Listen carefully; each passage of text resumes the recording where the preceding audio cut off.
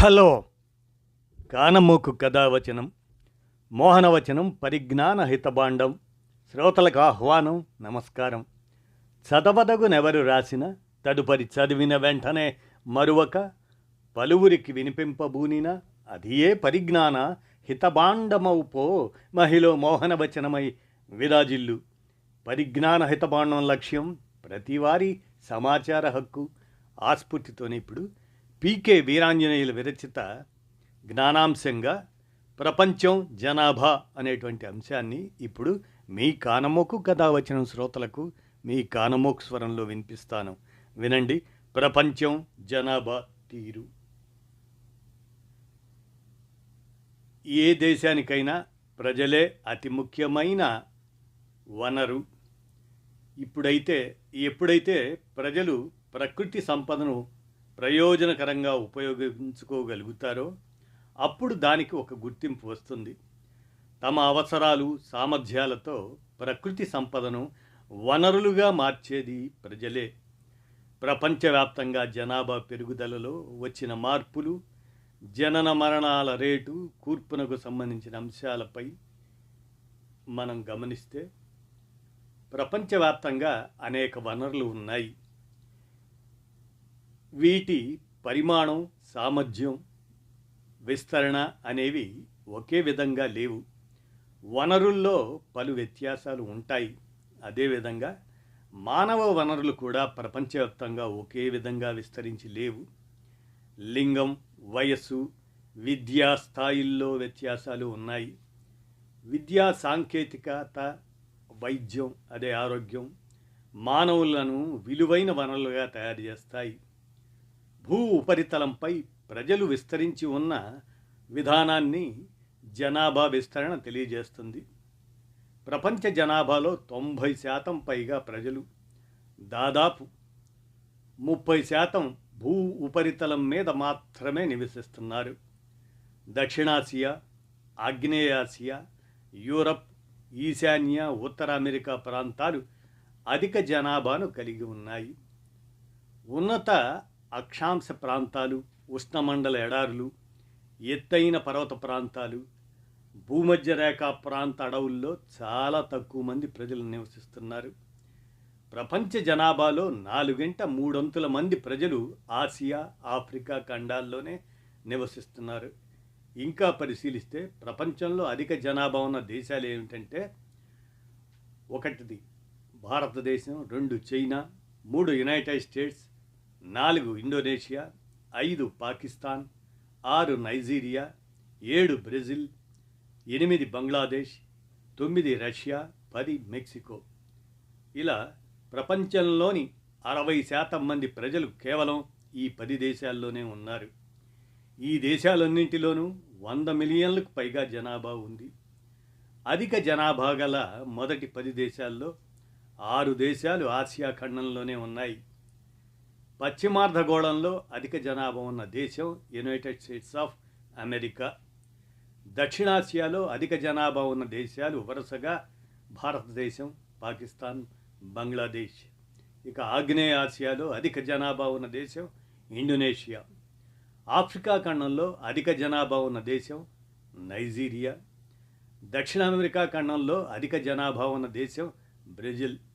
మనం జనాభా మార్పు గురించి కనుక పరిశీలిస్తే జనాభా మార్పు అనేది ఒక నిర్దిష్ట సమయంలో మనుషుల సంఖ్యలో వచ్చిన మార్పును సూచిస్తుంది. ప్రపంచ జనాభా ఎప్పుడూ స్థిరంగా లేదు. వాస్తవానికి జనాభా మార్పు అనేది జనన మరణాల సంఖ్యలో వచ్చిన మార్పుల ఆధారంగా జరుగుతుంది. ప్రపంచ జనాభా 1804లో 1 బిలియన్ అంటే 100 కోట్లు కాగా 1959 నాటికి 3 బిలియన్లకు పైగా పెరిగింది. ఈ పెరుగుదలనే జనాభా విస్ఫోటనం అంటారు. 40 ఏళ్ల తర్వాత 1999 నాటికి ప్రపంచ జనాభా 2 పెరిగి 6 బిలియన్లకు చేరింది. క్రీస్తు శకం 1800 వరకు ప్రపంచ జనాభా క్రమంగా నెమ్మదిగా పెరిగింది. ఎక్కువ సంఖ్యలో పిల్లలు జన్మించారు. అయితే మరణాలు కూడా ఎక్కువగా సంభవించాయి. దీనికి ప్రధాన కారణం సరైన వైద్య సదుపాయాలు అందుబాటులో లేకపోవటం. మెరుగైన వైద్య సదుపాయాలు, మంచి పోషక విలువలు కలిగిన ఆహారం అందుబాటులోకి రావడం వల్ల ఇటీవలి కాలంలో ప్రపంచంలో మరణాల రేటు తగ్గి జననాల రేటు పెరిగింది. తద్వారా ప్రపంచ జనాభా గణనీయంగా పెరిగింది. మరి ఆ అంశాలను మనం చూస్తే ప్రపంచ జనాభా పెరుగుదల పరిస్థితి చూస్తే 1000 ఆ సంవత్సరంలో 265 మిలియన్లు ఉంది మొత్తం జనాభా మిలియన్లలో. 1500లో 425 మిలియన్లు. అది 1800లో 900 మిలియన్లు. 1900లో 1625 మిలియన్లు. 1950 నాటికి 2500 మిలియన్లు. అదే 1974 నాటికి 4000 మిలియన్లు. 1999 నాటికి 6000 మిలియన్లు. ఇలా 2025 నాటికి ప్రపంచ జనాభా 8525 మిలియన్లకు చేరుకుంటుందని అంచనా. ఇక వలసలు, జనాభా మార్పు వాటిని కనుక పరిశీలిస్తే జనాభా పరిమాణంలో మార్పులకు వలసలు ఒక ప్రధాన కారణం. ప్రజలు ఒక దేశంలో ఒక ప్రాంతం నుంచి మరో ప్రాంతానికి లేదా ఒక దేశం నుంచి మరో దేశానికి వలస వెళ్తుంటారు. ఒక దేశాన్ని వదిలి వలస వెళ్ళే వారిని ఎమిగ్రెంట్స్ అంటారు. ఒక దేశంలోకి వలస వచ్చే వారిని ఇమ్మిగ్రెంట్స్ అంటారు. అదేమో ఎమిగ్రెంట్స్, ఇదేమో ఇమ్మిగ్రెంట్స్. వెళ్ళేవారినేమో ఎమిగ్రెంట్స్ అంటారు, వచ్చేవారిని ఇమిగ్రెంట్స్ అంటారు. అంతర్జాతీయ వలసల సాధారణ ధోరణి పరిశీలించినప్పుడు తక్కువ అభివృద్ధి చెందిన దేశాల నుంచి ఎక్కువ అభివృద్ధి చెందిన దేశాలకు మెరుగైన ఉపాధి అవకాశాల కోసం ప్రజలు వలస వెళ్తున్నారు. దేశం లోపల ప్రజలు అధిక సంఖ్యలో ఉపాధి, విద్య, ఆరోగ్య సౌకర్యాల కోసం గ్రామీణ ప్రాంతాల నుంచి పట్టణ ప్రాంతాలకు తరలిపోతున్నారు. అమెరికా, ఆస్ట్రేలియా లాంటి దేశాలకు ఇతర దేశాల నుంచి వ్యక్తులు వలస వెళ్ళడంతో ఆయా దేశాల జనాభా పెరిగింది. తమ దేశం నుంచి జనాభా వేరే దేశాలకు వలస వెళ్ళడంతో సూడాన్ దేశ జనాభా తగ్గింది. జననాల రేటు మరణాల రేటు కంటే ఎక్కువగా ఉంటే జనాభా పెరుగుతుంది. జనన రేటు మరణాల రేటు ఒకేలా ఉంటే జనాభా నిలకడగా ఉంటుంది. అలాంటి పరిస్థితుల్లో మనం ఈ జనన రేట్ను కనుక పరిశీలిస్తే సాధారణంగా జననాలను జనన రేటును ఉపయోగించి లెక్కిస్తారు. ఒక సంవత్సర కాలంలో ప్రతి 1000 మంది జనాభాకు ఎంతమంది సజీవులైన పిల్లలు జన్మించారో తెలిపేదే జనన రేటు.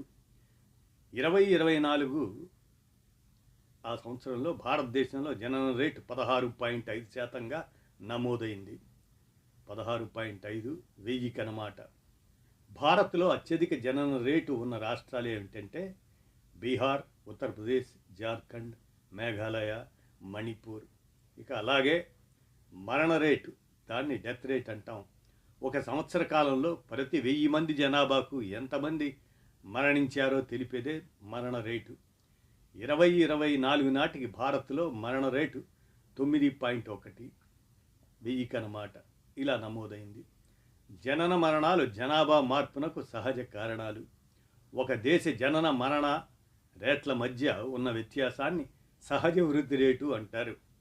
జనన మరణాలతో పాటు వలసలు కూడా జనాభా మార్పునకు కారణం అవుతాయన్నమాట.